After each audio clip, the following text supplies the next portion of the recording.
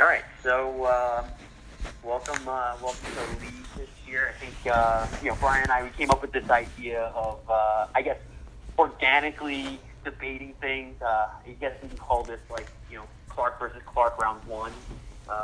Probably going to have a good amount of bickering, bitching, moaning, Brian Manetuck fantasy, and just overall kind of throwing in a little bit of what we got for the upcoming draft. Guys, really appreciate we're getting the keepers on time so we can actually do this and do a little bit of a breakdown of who is considered as contenders, pretenders, and then back in the bus, Suckos. And then hopefully if we can do some sort of recording, doing post-draft stuff, kind of seeing best picks, worst picks, what the fuck picks, any of the things that we can, we can just kind of make comments on and build off of these three categories. So, Brian, I don't know if you got anything that you want to throw in on it, and then we can get rolling. Hi, everyone. Welcome to the league. No, I think it should be good. And I don't know if this is the 8th year or whatever year the Manetuck Football League has started from its humble beginnings to its now historic or not so historic, status. But no, it should be good. We have a very exciting Friday in front of us, and I think it's good to give everyone a nice little funny sign, as Sean will probably not at all mention once that he won last year, and also mention how everyone else seemed to bow down to his unreasonably super team. So I think the questions going into this draft is not just who's the pretenders and contenders, and who has Sucko written on their face already at this point, but who's going to take on the role of heel, going into the season, basically saying, from day one at the draft, I'm going to be the one that everyone needs to follow. So we'll see what happens. Yeah, pretty much. I mean, I may have the belt, but I also look like Saturday Night in 2012 if I'm Paige with the WWE title. I look like someone's gonna blow a load all over me, and I have no fucking chance in hell. So a little bit of spoiler on the Sucko category. I'm not looking pretty at all. But so what I did was, when it comes to the contenders, Brian and we came up with trying to make even 4 for each category, but I kind of had a hard time with doing that, just keeping in mind keepers. Not necessarily they're getting the value. I mean, it could be built in. It's adding in the keepers when it comes to how it's going to be with their roster construction, and then also, more importantly, what they have coming into the draft. I'm looking. I mean, right now, Brian, who the guy that you had, you have yourself. I have myself as number one. Number one on the list is me, because for me it's two things. It's what you know and what you have, and I know what I have going into keepers. I have the strongest keepers in the room. No one else can step to my keepers, so I put myself number one. But I think if it's what you know is I know that DJ and Kamara and Drake are solid number 1, 2, and 3 running back tandem in a league that doesn't have a lot of running backs available. But I don't have the picks to kind of keep it strict. After third round, I don't have another pick until might as well just be the 13th round. So whoever wants to drink a beer with me on draft night, you got it. But I mean, besides me, I'm leaning Tim and Patch. They have solid picks day one. From round 1, multiple picks. Round 2, multiple picks. Tim has some really strong keepers. With Hill and Evans and with outstanding picks. So, I mean, if I wasn't sitting here with I think the strength of keepers I have, I think Tim's the runaway guy. And and I also want to make Chris has a good mix of 2 early first round picks and some strong keepers with Burkhead and with I'm blanking on who his other guy is, but we should have Howard. Yeah, and Jordan Howard. So he's got solid running backs plus some early picks to strengthen his team. So I think between myself, Patch, Tim, and Chris, I think season can go whatever they want. I mean, last year I lost DJ and Allen Robinson on week 1. Anyone can lose a season in the early parts of the year, but pre-draft, that's who I have as some early favorites. Yeah, so I kind of ordered it in like power ranking from top to bottom. When you look at, obviously, looking at Tim's got number one overall. It makes life easy. He's got his pickings on who he wants. I know who I would take at one, but I guess that's for him to figure out. I think if you have 1 through 4, you're in a good spot, no matter what. You're getting one of the big three of Zeke, Bell, Gurley, or Brown. But no, I think the thing is, I don't think with him, if you look at Tim and Patch's draft board, it is literally a mirror. Like in the beginning, you got Patch, who's got who follows right out with number 2, and then he also has 2 picks before Tim and with number 10, and Tim has 12, and then Patch also has number 15, 18, and 24. So he's loaded. I mean, the only thing that gives him the edge is the fact that Patch doesn't have any keepers, which obviously is a hotly contested thing. In any kind of order or anything else, if Patch say even went with, I don't know, think about how his team would look if he was able to get Alex Collins, or if he was able to get Marvin Jones, or the sea of the potential keepers that were available. But value on you look at it on the other side of the coin though, and with Patch having 5 picks in the first 2 rounds, none of those guys, Alex Collins, Marvin Jones, probably would even start on his roster. So it would have provided depth, but maybe not the starter capabilities. And it's not like he's sitting there without picks. I mean, he's got 2 fourths and a 5th and a 6th. I mean, he has more than enough picks in the first 6 rounds to build depth, and those keepers may not have provided too much benefit anyways. Yeah, no, you're right there. I mean, that is true. And again, I think I'm not going to touch too heavy on the non-keeper things. I'd rather not make it into that. I do, just touching back on Tim. Tyreek Hill is going to be nuclear all year, and Evan, as long as he gets red zone efficiency up where it was, and he was like piss poor last year, and he was a target monster for the past 2 years when he blew up. But there's a lot of mountains to beat. So he's probably, even though he should feel good at wide receiver, I mean, he still probably needs one more solid, unless he's going like we're RB heavy. I like Chris. I was surprised Chris went with Burkhead. I'm actually I love it. Pleasantly surprised. Love it. I'm pissed because I was looking at him. I was looking to get Burkhead 38. But, yeah, me too. Him stop locking down Jordan Howard. If Howard can catch anything in the backfield, he really has no reception ability. But between his first round picks and a lot of high round picks, he can do damage. The 2 guys that you left off that I genuinely think that there's some push for, deep sleep, I think, is Charlie. I may be biased in a sense and jealous in the like of, he's got my fucking wide receivers. Like, he literally has Hopkins and Adams. And for what it's worth, I was surprised the Watson trade happened because, he and I had that Adams deal already locked down, and then Watson went, and it was like, whoa. So there's a lot of things that can go on his end, because he does have that late, or actually an early second, another second, and then 2/3 and 3/4. 2/4.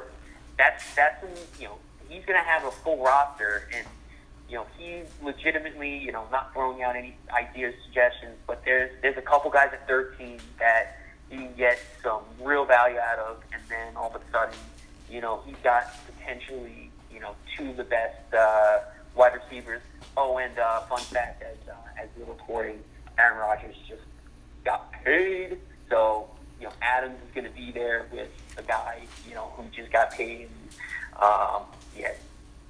Fun fact, the past 2 years, Adams has led the entire league in red zone targets. So I was skeptical on the yards, but he's gonna get a lot of pay dirt. Yeah. So, and then the other guy is Jay. The newcomer, a new contender enters the arena. What's that? I said a new contender enters the drafting arena.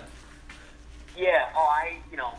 On a side note, getting into Jay, Jerry passed off his team to Jay, but he also took on a new challenge of being a dad.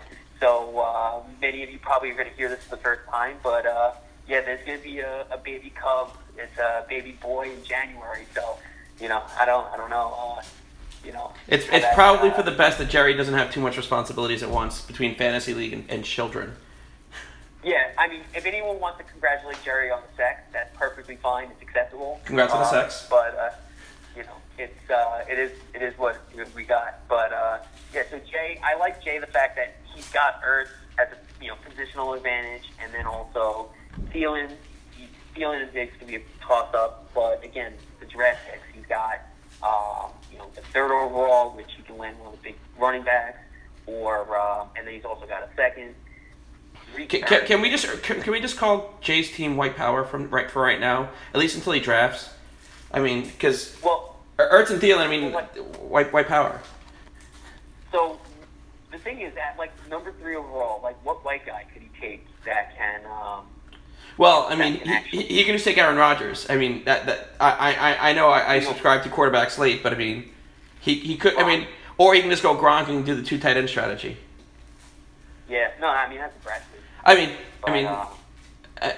mean, or you can just go with Ezekiel Elliott, because I mean, I'm sure he's just at least a little bit white at this point for the amount of white women he's been in. Yeah, I don't know. I could see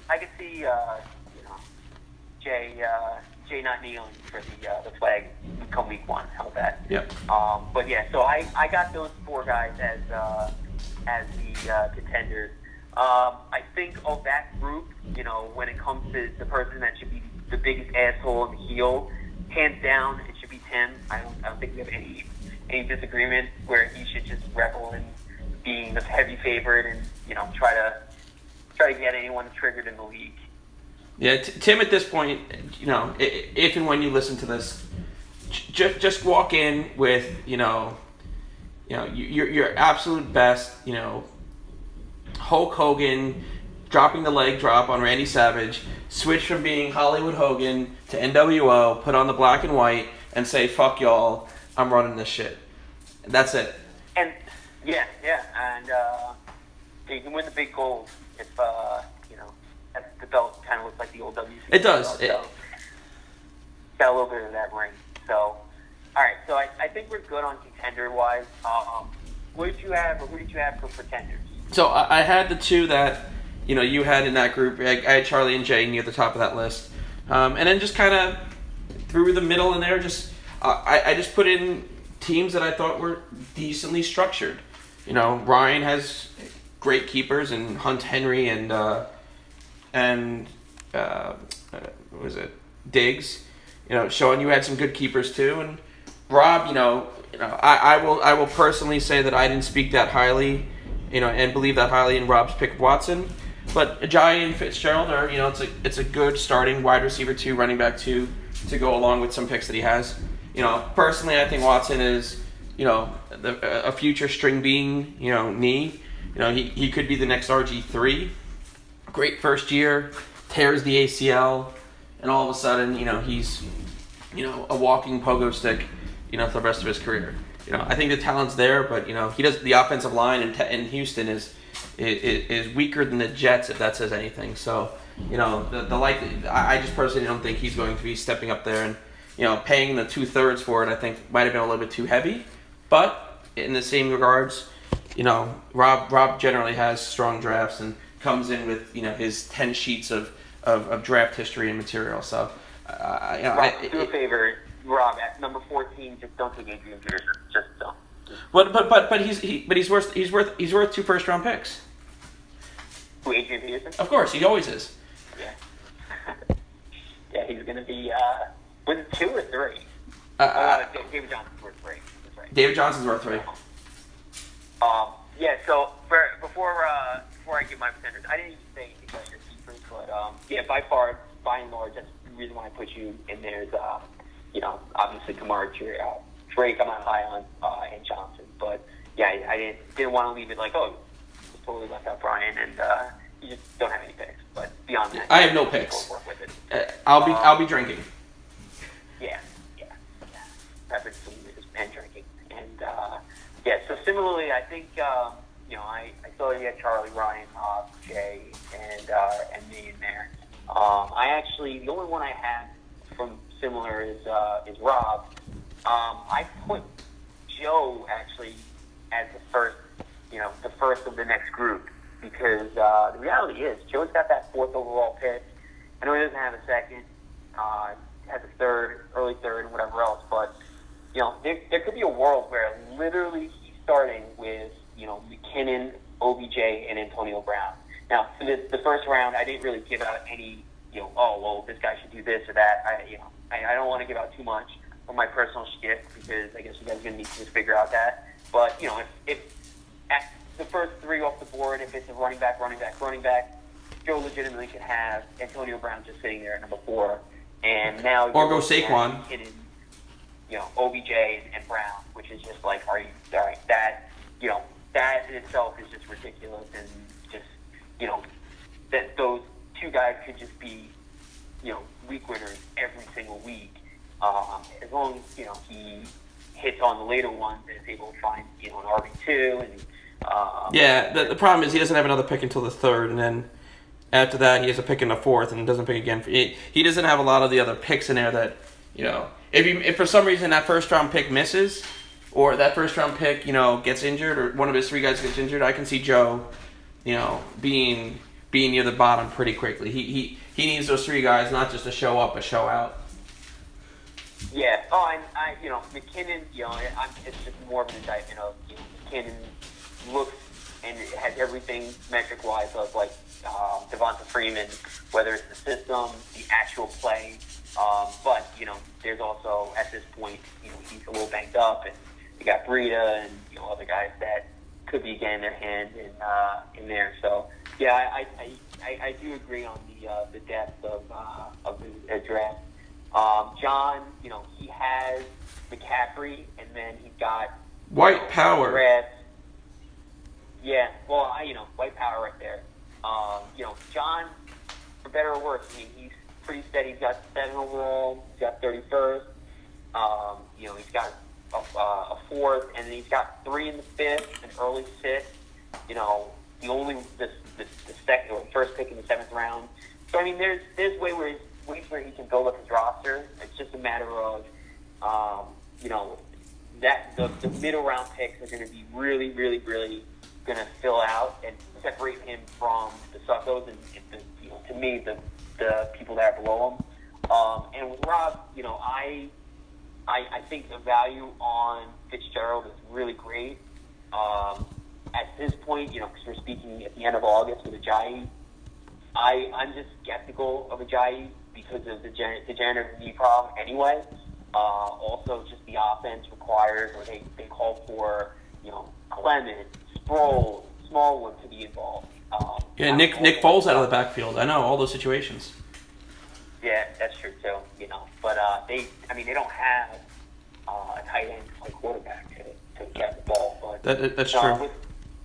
With Ajayi, he is behind a really great offensive line, but he does run that injury risk, or they're really putting him on a pitch count when it comes to practice, and they could limit his amount of carries. But he could be hyper efficient when he gets them and be a red zone guy. So, as a 6th rounder, you can't complain about it.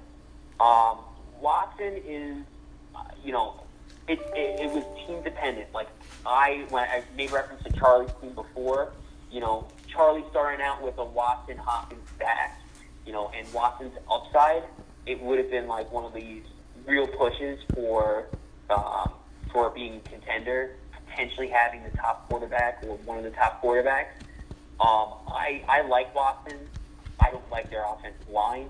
I think he's going to be running for his life, which could be a blessing and a curse because, the rushing ability.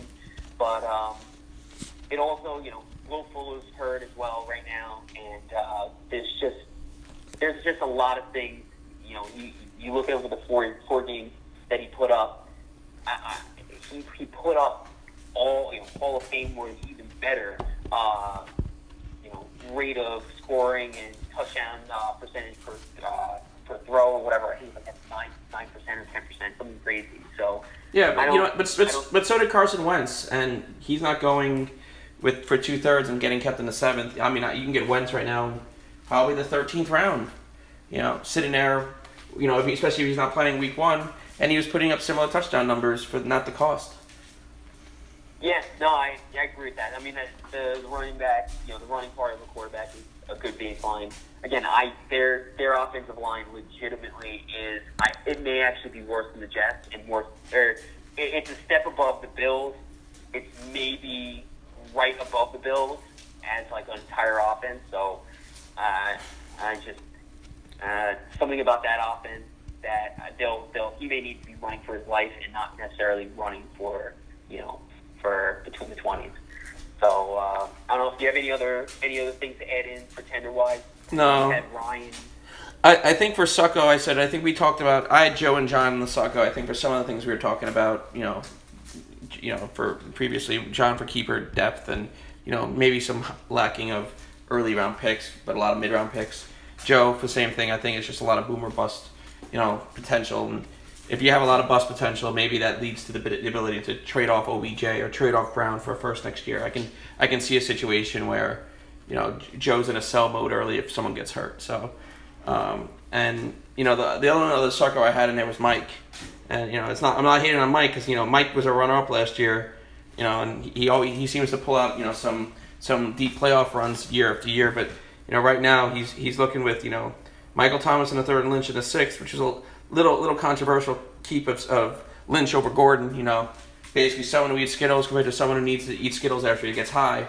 But I disagree with the one not getting high or the other. I think both are getting high. I mean, they're both. Yeah, but I mean, I'm pissed. I'm pissed that he kept Lynch because again, that was another guy I was targeting at 38. But that's I think Gordon could have been a better option. I love Lynch. I think they're both good options. I just think it's one of those things where, I think every year someone wants to try to buy into keeping Gordon on their roster for a full year, hoping for the ability to keep him. And after everything's said and done, he has the ability to keep him, and for like the 5th straight year, it finally happens that we have a chance to keep him, and he doesn't get kept. So it's what it is. Yeah, and it's kind of you could see both sides of it, where Gordon legitimately could be out of the league by week 5, or he can be a 6th round keeper next year, and I don't know if he's in a contract year this year or if he lost his. No, he still has one more. He's in his last year. Okay, so and Lynch, I mean, he could be again, next year, or he could just be in a messy, ugly timeshare with John Gruden running, 1997 offense and whatever else. Yeah, but that could help him because 1997 offense, they run the ball 400 times per player, so you never know. Yeah. So, but I mean, just he has a 1st, he has a 3rd, he has a 5th. He has okay keepers. I just kind of put him in the same pool of kind of lacking some of that top end talent. The pick at 11, only because I'm picking it at 9. You're kind of picking from your, let's say, low end running back ones, low end wide receiver ones with no real high end talent ready on his keepers. Thomas is a low end wide receiver running his own right. He may just be coming up a little bit short, so I just threw him in the Sucko pool there. But otherwise, he's made it some deep runs, so falling back a little bit after runner up, is nothing to be ashamed of. No, for me, I actually put it's literally the 3 guys. The 3 guys that sold out last year are the ones there in the Sucko, and I agree with everything you said. I have Mike just above me, but below Ryan. Again, you kind of nailed it on the head with what's available with the his first pick, and then also the fact that he doesn't really have that much draft capital to kind of help him out. But I'm not also selling him short. I mean, he may make a trade for with Rob again with Michael Thomas. all of a sudden he may replenish his stock for next year, because it seems like they're passing him back and forth. I think 2 years consecutively, something like that. I think they're just they're just swallowing and passing their come back and forth too between Michael Thomas. So yeah, but I put Ryan in that Sucko, and I'm coming at Ryan for this because I like Hunt. I love Diggs. I hate Henry. And I'm going to just say it point blank. Like, I know he's high on him and whatever else. Nope, hate Henry. I thought it was the wrong guy he was keeping. I thought Corey Davis was sitting right there. Yeah, that's it. I would have done Corey Davis, go with top, a first round pedigree, and a guy who potentially with Mariota, he could be, fire. I mean, he's the next AJ Green for me. Yeah, and he would have gotten value out of him for multiple years, I think. Henry is literally one of the worst guys that, when it comes to first contact, he pretty much crumbles. And there's a lot of stats about that where he has a good offensive line. Granted, they don't have that exotic smash mouths anymore, but I also don't like the fact that Deion Lewis is there, although there is also some things where, Patriot running backs that lead Patriots and go to new teams, they don't do well. I just think that it's going to be a messy 50-50. And, I'm on paper, when you look at average draft position, it looks great having Henry. It looks great having Hunt. But, Hunt also is deceptive as well because he fell in a perfect spot with having injuries, where may or may not be back. And he was really inefficient when it came to consistency week to week. So yeah, it's very easy to remember Kareem Hunt's first 5 weeks, and it's very easy to forget his 10 weeks in between, where you're like, I don't want to start this guy anymore, but I'm stuck with him. Yeah, and it looks. Oh, and the other thing is, man, I guess I'm coming totally at you right now with this with Stephen Diggs, but guy hasn't stayed healthy for 16, and I had Diggs and traded him for Devontae Adams, which things getting right, and so Diggs got paid this offseason. He's super talented, but he also can't stay on the field for all 16, which definitely, it's a very, very up in the air offense right now. To me, I think it's going to be a great offense, but no one really knows whether or not Cousins is leaning towards Thielen, or if he's going to get Rudolph more work, or if Diggs is going to be the primary guy. This is a lot of mouths in that offense. I mean, again, there's going to be a lot of movement, but I also think they're going to be running the ball a whole bunch too. They have a healthy Murray, so I think all of them are going to cannibalize each other. So, I'm not as bullish on Ryan. He also doesn't really have the draft picks, so he's down there. But I know he's willing to move around and do things, and he's going to be dumpster diving with us. So, speaking of the dumpster. Yeah, that's the last and final spot where I can't say with full optimism that I'm going to be anything better than Sucko, but I draft in the third, or I draft in the fourth. The beginning of the fourth, and then you don't draft again until the seventh. No, sorry. Eighth round. 3/8, 2 9, 1 11, and 5/12. So, I'm probably, I know, and I'm not saying I'm conceding the season by any stretch, because I'm going to be coming at every one of you motherfuckers, and if it means that I ride it out and somehow make my way into the playoffs, awesome. Hey, I do have 2 first rounders to trade if I want to get crazy, but I also, I'm back and forth on how great Collins and Juju can be, because easily they could be RB1, low RB1, or RB2, or wide receiver 2. But there's no stud in either of those two guys either. Unless Antonio Brown gets injured and is out for the year, that's the only way Juju becomes a wide receiver 1. And Collins, I can't see him being an RB1. Both of them have ceilings of low end RB1, high end RB2. Range, which is fine. But with the picks that you have too, that's very hard to construct a team. Oh yeah, like when I line up against like Patch or Tim or Chris, the over under is going to be, the point differential is going to be easily like 25 or 30 points, and it's just, But you know what though? Last year I was like 2-5 or something like that, and I made the playoffs. People in this league seem to sell off their teams a little bit too early. So maybe if you linger around early with an early in the year, schedule that is favorable and get squeak out some wins, you can make a run to the playoffs yourself. Yeah, and you made a point on whether hey, if all of a sudden 1 through 6, my 1 through 6, which are contenders, are Tim, Patch, Jay, Charlie, Chris, and you are in one division together.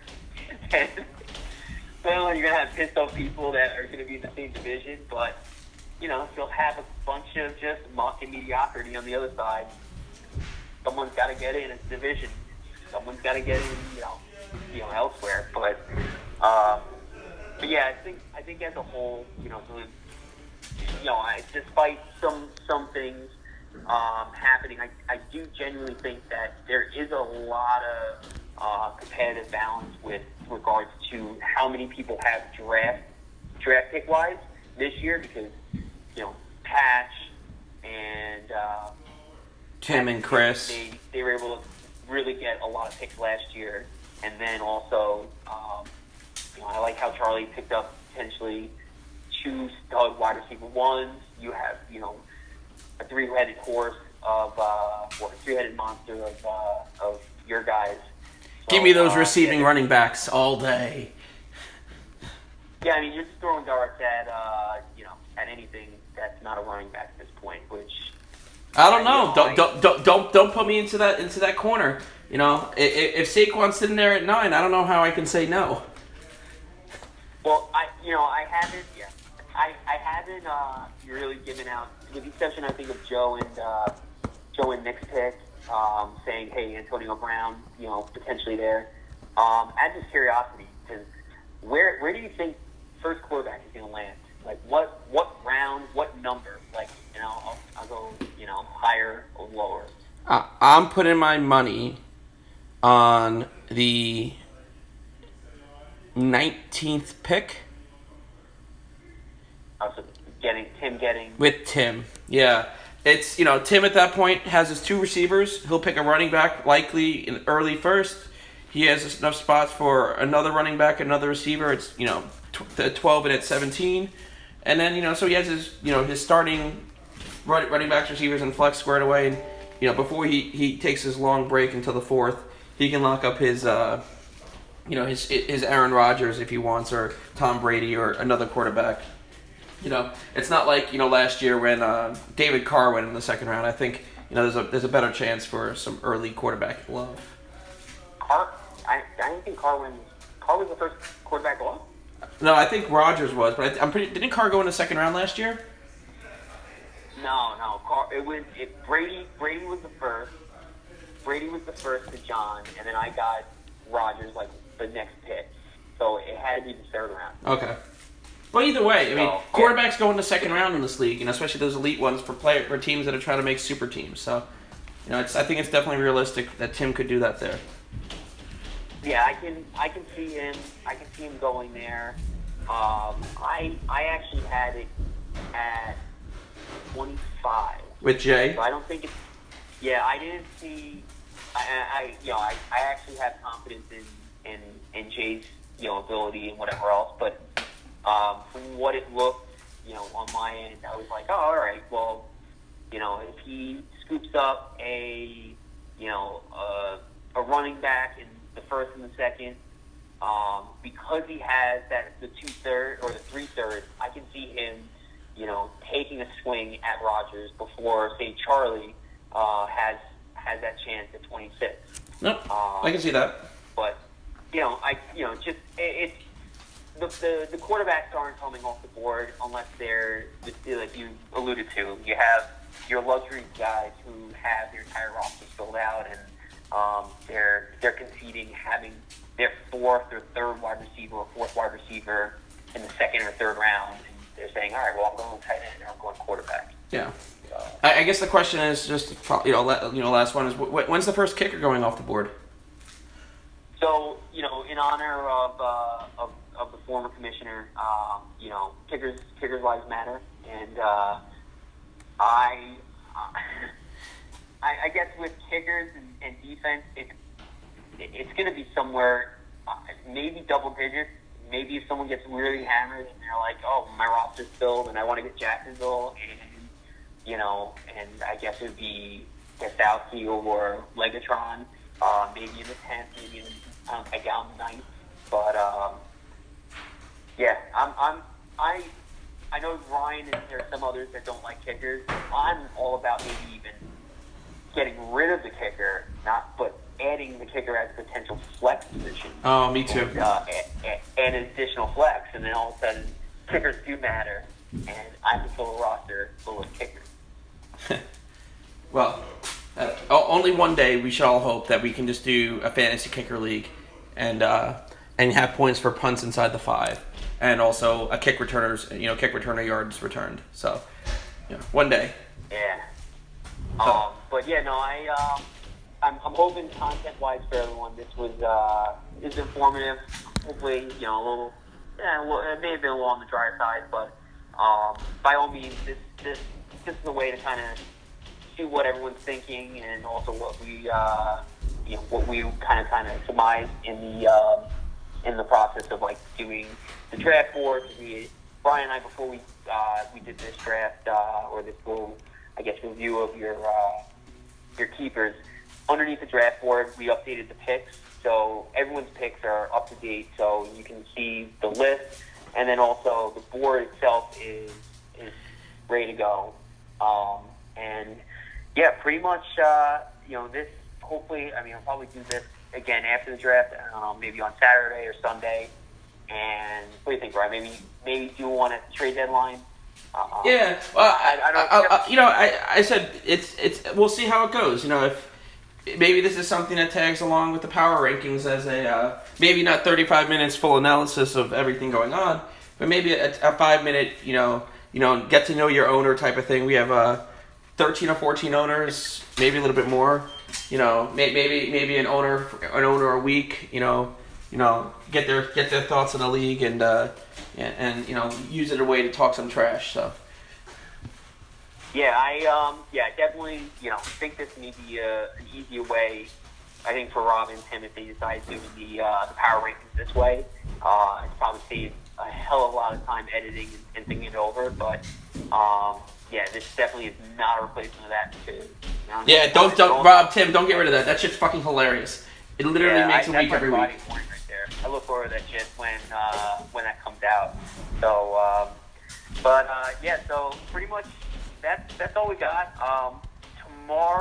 Friday, Brian's house. What do you think, Brian? 5? You want everyone there by 5:30? Yeah, I will say I am not working, so if you come over at 5 or 4:30, just text me in advance.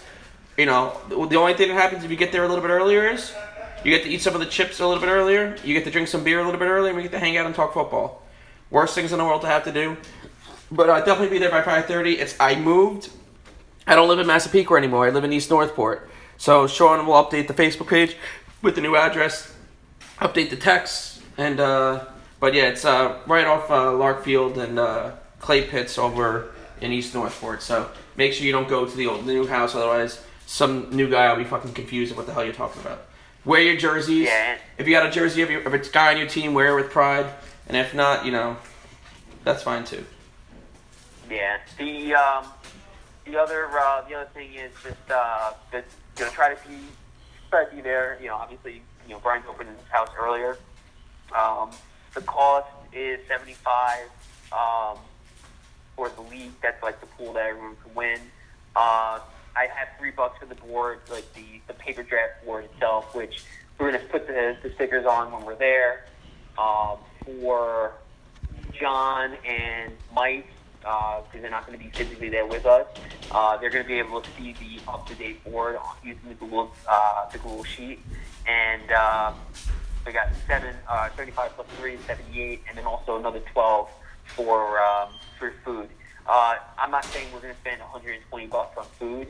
It's easier just to have more and say, listen, just throw me $8 or $9. We're going to try to be vigilant on keeping that price as low than anything else. But yeah, beyond that, I think actually I'm really excited for everyone to see everyone and get back into it. And I think that should wrap us up. No, that's good. And then see you guys all on Friday. And best of luck to everyone in the season this year. All right. Brian's going to try sending this out, hopefully. We'll see how technology works. Otherwise, we just wasted an hour of our life. So. Yep. All right, guys. See you on Friday. Yep.